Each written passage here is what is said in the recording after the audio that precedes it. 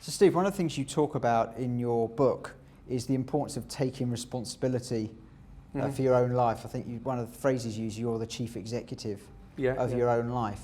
So what do you really mean by that, and what does that look like for an individual? Well, I think it's probably the reason why that in my book, actually, that's the very first part of it, because I think it's about taking personal responsibility.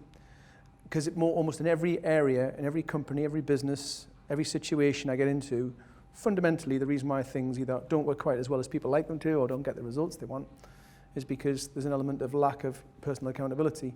So to not talk about that, not suggest that as a key concept, would be missing the point. And actually, if you go into Waterstones or somewhere like that and you look at the first 20 self-help books, I can pretty much guarantee that the first chapter or early chapters in virtually everyone says the principles are great, but you have to have a sense of it's down to me before I start.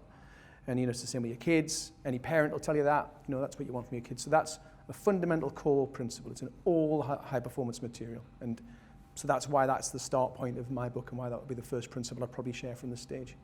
And do you think there's a lack of that? When you go into organisations, when you speak to people, because you spend your life going to organisations and working with teams and working with individuals, do you think there is a lack of, a reluctance to take responsibility? Well, you've got to be careful with the language, because if you go to a company and you say, half of you don't take enough responsibility, it's very vague, right? I use this two frames of reference, right? So talk about this concept called victim and accountable, because that's language people recognise, and we do a whole exercises around. If you're a victim, everybody recognises someone in a victim state. They'll go, they don't take responsibility, they moan and whine, they blame others, they're the sort of language. And so when somebody's in an accountable state, what are they like? They take responsibility, they say it's down to me, they use different language. So it's not to say that you've got somebody who is either not accountable or accountable, i.e. victim or accountable. It's to say that at certain days, certain times, certain situations, we can be drawn into a way of behaving. And just being aware of it is the first thing. But to go into a room and say, I've been briefed, half of you want me to take full responsibility, is not what it's about. Where it really manifests is when there's change. So if you go through redundancy, reorganization, downsizing, whatever, mergers, that's when you'll see people go, this is not fair, can't believe it's happened again. And the message isn't to go in and say, well, get over it, although that probably is the raw message. The message is to go in and say, well, is there a way that I could look at this different so that I can handle it better? Because if I go into the situation truly believing I've got no control, it's not down to me, it's happening to me, what's the point? There's a very good chance it won't be a very good outcome for you. So that's the point. It's not to say it's good or bad, it's to just raise awareness and give people the tools to get them into a better place. So the point is that taking responsibility is the first step to then being able to do something about.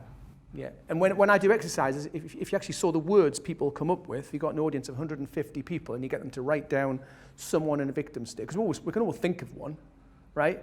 I talk about mood hoovers a lot, right?